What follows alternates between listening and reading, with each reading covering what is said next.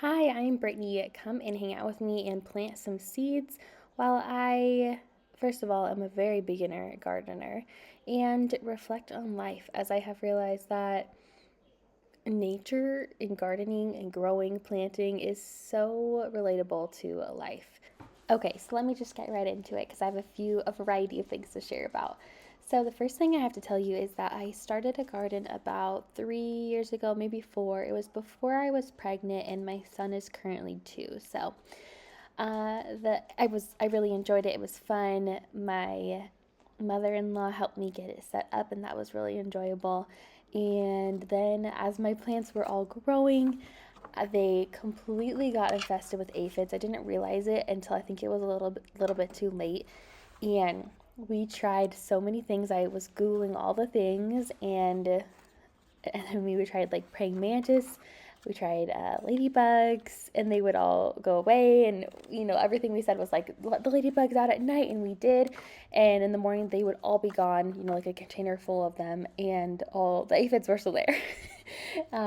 We tried different sprays and natural sprays and all kinds of different things, and it got so bad and ended up getting just destroyed. So after that, I was a little bit bummed. Like, I had spent a lot of time trying to get it set up. I was super excited about it. And I was like, man, this is hard work.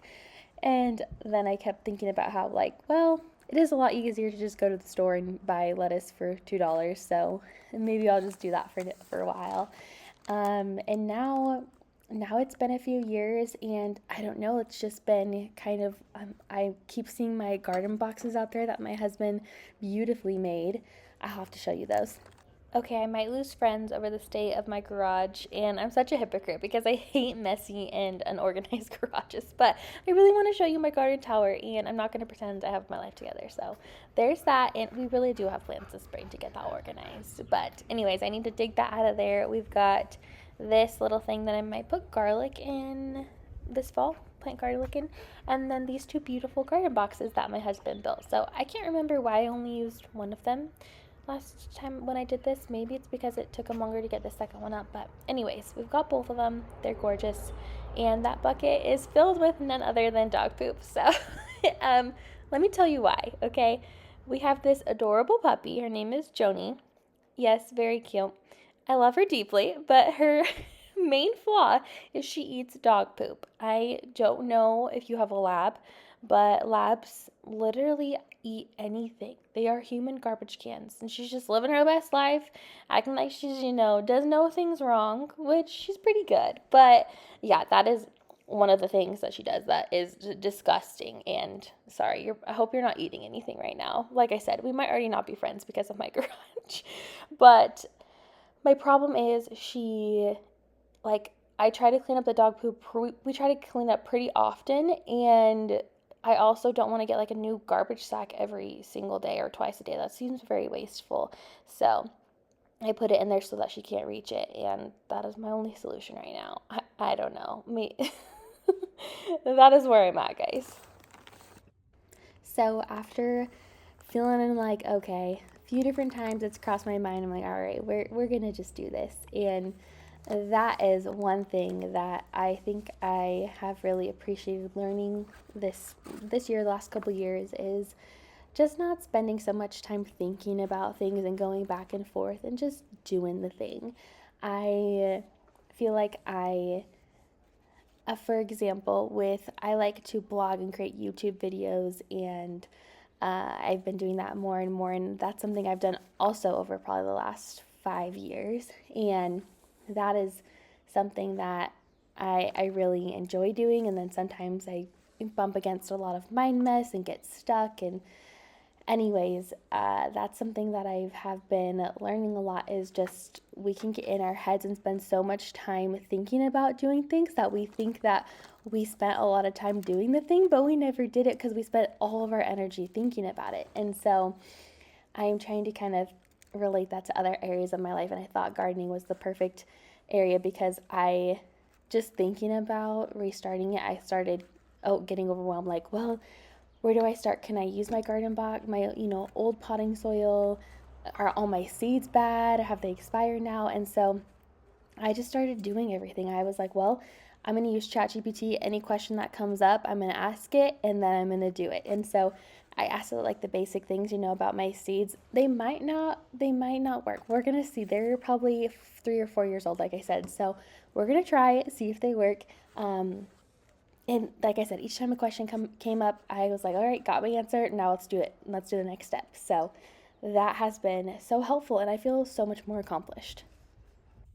The other day, I heard someone say, I've I understand that we have a lot of negative thoughts, and I've learned to just do the task anyways, to just not let that be the driving force of the task. And I think that is maturing, is understanding that we do have those automatic negative thoughts and letting them be there and giving space to have those, but also, letting them kind of take a back seat and doing the things anyway. And in typical Brittany fashion, I cannot even finish a task apparently without getting hungry. So I'm gonna grab some of these protein muffins. They're my favorite snack right now. I'll put the recipe in the description for you. And the boys, Oliver and Charlie, are nearby and very confused on why I closed the door on them. They're like, I think that was an accident. I'm not sure why you're letting us be more than a foot away from you at this moment. All right, so the other thing I've been thinking about is how, how I mentioned when my garden was a flop the first time, and I was like, well, I mean, it's easier to just keep going to the store anyway. So, which I guess is true. But now that this has been sounding fun again, and I'm like, let's do a garden again. Let's try it. I've been thinking about how I think I this will be so good for me because it's a new hobby and it's something fun. And I was realizing how whenever I get asked like what are my hobbies, I'm like Netflix and Hulu, maybe reading, but I don't really have time a lot for that. And so I think that as we get a little bit older, maybe it's easier for us to just kind of get in our rut of this doing the same things. We've got our jobs and kids and families and things like that. And so it's I just have been thinking about how, oh yeah, I don't really like I feel like I need to be more intentionable. That's a great word there, Brittany. I need to be more intentional of doing things that are fun. If like, oh yeah, it's important to have fun in life too. I think I forget, at least I'll speak for myself. And that is something that I love to have fun in life. I don't want to take life too serious. I love to laugh. I've always had nicknames in life of about my laugh, because honestly, because it's an annoying laugh. But I truly do love to just smile and laugh and enjoy life. And so whenever something sounds fun, I think that we should jump in and do it. And it just helps us get out of our rut a little bit and reminds us, oh yeah, we can, when we're looking, it gives us something to look forward to, and it reminds us, oh yeah, we have time to do the things that we really love and enjoy. And just because we have more responsibilities doesn't mean that we can't have time to do those things that are fun and that spark joy. And then, it's been fun to see how, as I've been leaning into that a little bit more, I find myself thinking about more things that sound fun to do, and just I find that my creativity is getting more and more sparked, and I'm just really excited to keep trying new things and do more things with Luke and do things as a family, that can easily be put to the wayside with all of the other life that we always have going on. And who doesn't love to see the fruits of their labor? Like, it's, yes, it's easier to go to the store and buy a thing of lettuce, but it's a whole different feeling to eat dinner with lettuce and carrots that you grew yourself from seeds. Like, what? That is crazy that you nurtured and took care of and you got to watch them grow. I mean, you can't replicate, or I mean, you can't just, that doesn't just, come from going to the store. And so, oh, being intentional about trying to find those things that are exciting in life and things that make us proud is so important. And what better way to do that than starting a garden? And while I am thinking about all of the good emotions that can come from starting a garden or trying something new, I am also thinking about the hard emotions that can come with it too. And I don't want to discredit those either. When my first garden was a flop, I definitely felt very discouraged and defeated. And that's probably why I didn't or wasn't interested in trying again for a few more years. I was like, yeah, I'm still kind of butthurt that it didn't work very well. And so I think that it was a good dose of humility for me. And I think sometimes some of those quote unquote failures are, we're always told that it's not a failure, it's a lesson. And it is so true. It's hard to sometimes think about that in the moment when it is defeating and embarrassing and frustrating.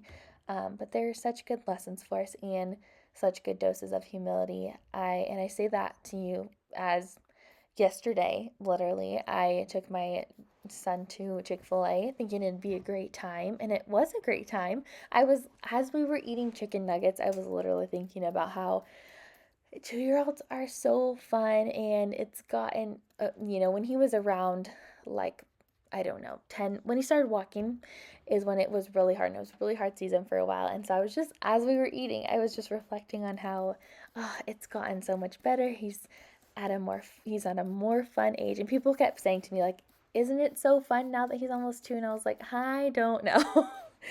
um, and anyways, that's a whole nother rabbit hole. But I, as we were leaving, he screamed so loud at the top of his lungs, and I'm pretty sure the whole restaurant went silent. And I know people were looking at when people. I always love how when you're.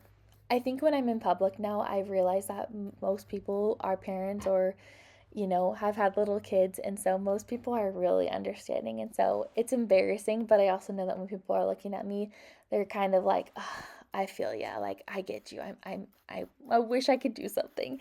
And so, anyways, I, that was not a fun dose of humility, but I think how I disarm it is just trying to laugh about it any way I can, just try to laugh and make it as not of a big deal as it is. And just remember that those moments really keep us soft around the edges, and they give us more compassion. Okay, don't laugh at me, but I remember we're trying to just do stuff and not overthink things and not have analysis paralysis. And so I was like, as I planted these seeds, I can't forget what I'm doing here when I'm planting. And so my first thought was just sticky notes. And then as I started spraying them with water, and I was like, this was probably not the smartest. So then my next solution was just to put tape over the sticky notes, over kind of some of my writing. So I probably need a better system. Tell me, what are some things that are you a gardening pro? Are you a beginner? Do you have some ideas? I'm sure Etsy probably has some cute stuff. Yeah, I definitely need a better system for this. Not only for my little seedlings here, but also as I plant them in the garden. Hopefully they'll grow and I'll be able to plant them in the garden, but this probably isn't the best system. Okay, well, I finished these sticky notes, lol. And also, I'll show it in the video in just a few seconds. But a side note, if you're interested in gardening or anything like that, I am very thankful for Brittany 3 years ago. She came up with this system. She probably Googled it. But I've been putting all my seeds in little pocket folders in a binder, and the ones I found online are just the perfect size for seeds. And so, anyways, I love that method for organizing. It was so easy to find all my seeds this year and get back, you know, like be able to read the packets without having to go through everything, and they weren't falling out. I made sure to keep the binder upright so they weren't spilling or anything like that. So, great. It was a great system. Anyways, back to what I was saying. So, the last thing that I feel like this garden is kind of a metaphor for reshaping my outlook on social media. And let me share a little bit more in depth about that. So, about 4 or 5 years ago, I mentioned I started posting more online, trying to grow my follower count, things like that. I had joined Young Living, which is an MLM, and so I was doing all the MLM things, and I always I've always just been fascinated at how people can, maybe it's the money aspect of it, but just that, you can make an income online, stay home with with your family, and it's always intrigued me. And I also like to be a genuine person and not use people and not just want to sell things and stuff like that. And so I think I've spent just a lot of time over the years. I've never really been successful at it, at making money online, but I keep learning more and more. And I love learning more about how to be an authentic, genuine person online. And something that has blown my mind, I've been learning a lot from Leslie Burris. I'm in her strategy class, and she's one of my favorite people to follow online. And she talks a lot about how it's the whole point of being online is to make friends. And I don't know why something that seems so obvious was so like profound to me, because she said, it's called social media. We're supposed to be social online. And I was like, oh my gosh, yeah, we're there to make friends and connect just like we would in person. We're there to be the same person we are in person as we are online, and just make different kinds of friends that we wouldn't be able to connect with in person because of the distance, and social media takes that away. And that has been so game changing to me. Well, with all of that, I just think, to summarize, I am approaching my garden a little bit different this year. I'm still having fun with it, just as I was a few years ago. It gives me something to do, and I think I do have a little desire in me to prove myself that I can have more flourishing garden than I did the first time around. So there is that piece of me in there. But as I share about it, I think a few years ago I was also sharing about my garden and what I was doing, and I think my reasons were a little more superficial. And now I think my why and my understanding and my why behind it is a little more deeper and more purposeful.